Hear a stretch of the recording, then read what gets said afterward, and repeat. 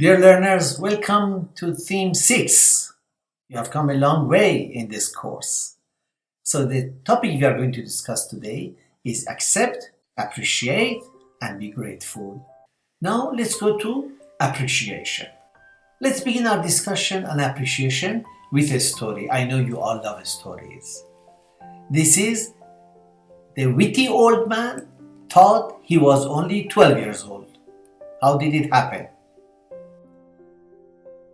A great king walking in his garden one day noticed a man about 90 years old or so planting some trees.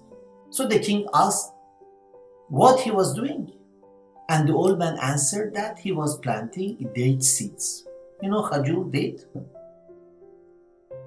The king asked, how long before they will bear fruit?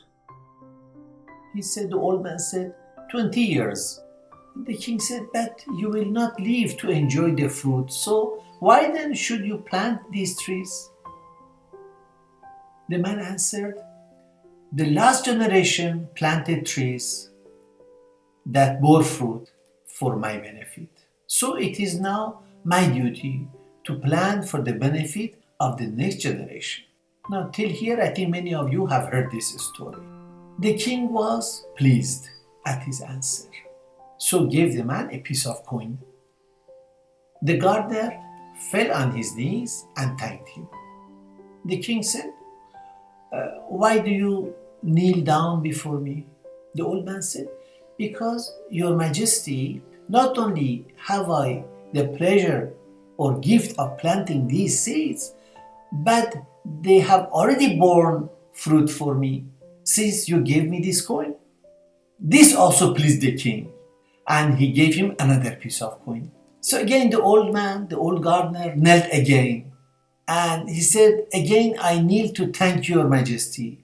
Most trees bear fruit only once, while these trees of mine have already borne fruit twice, 2 crops, since you gave me 2 pieces of coin. The king smiled and asked, how old are you? The man answered, I am 12 years old. The king said, how can it be that you're only 12 years? You're quite an old man. The gardener answered, well, in the days of the earlier king, the people were in a most unhappy state of constant warfare and trouble.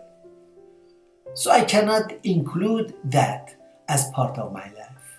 But since your majesty came to rule, the people are happy, they are contented, they are at peace. Therefore, as it is only 12 years since your gracious reigns began, I am only 12 years old. This pleased the king so much that he gave the old man another piece of coin. And then he said, I shall have to leave you now, because your words please me so greatly that if I listen to you longer, I shall become a beggar. So acceptance alone can be a passive attitude unless it is reinforced by appreciation. Now, appreciation means acknowledging how other people are, their efforts and their accomplishments. We need to take note of what others say or do. All need appreciation both in public life and private life. We need to be acknowledged and respected because of what we are, what we do, and what we accomplish. That's exactly what the gardener did towards the king, and the king did towards the gardener. We all got to know that we are vital in other people's lives.